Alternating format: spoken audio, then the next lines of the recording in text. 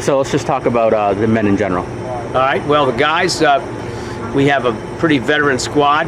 Right now we only have one freshman. We may add another. But we've got Harrison Tony, who is obviously a very strong runner and one of the best in the conference. He's definitely our leader, but we have a very strong group of sophomores. And so if they can run as a pack and run competitively, maybe we can move up. Last year we were fourth. I'm hoping that we can move up a notch or two.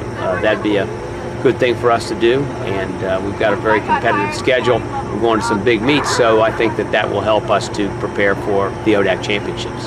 Talk about the women in general. The women have, again, like the men, we've got a lot of upperclassmen who are going to do well. Carrie Dalton and Katie Ashley, they were both all conference last year.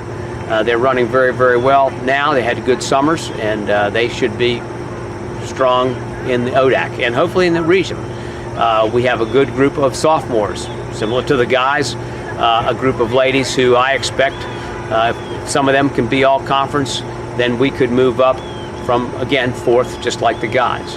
How important is it from winning the track championships in the spring to springboard into the fall? How is that a big factor, or? Well, over the summer, it's so critical for our distance runners to put in that summer training. I think psychologically, if you've been on a championship team, if you get that feel of what it takes to win at the championships, that can be a plus. But they've got to carry that psychological advantage over several months of the summer, and that can be difficult. Talk about the Maroon Invitational, who you have coming in, and you have alumni coming back for that and stuff like that. Yeah, I expect that our Marine Invitational will have about 8 teams. Usually we get some teams from Southwest Virginia, Bluefield State, Averett College. We've got a few other schools interested from North Carolina.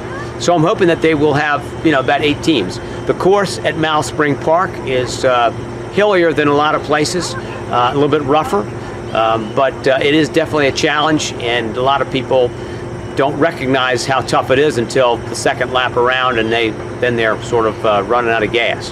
But it's a competitive race and good place to run. Talk about the Krager Center's behind us. Talk about us, how the new indoor track's coming. Well, the indoor track, they have just been pouring concrete.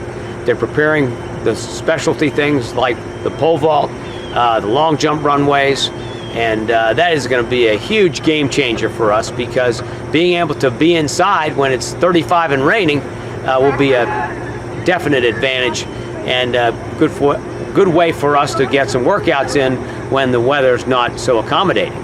So that Krager Center is going to be a great addition to our facilities.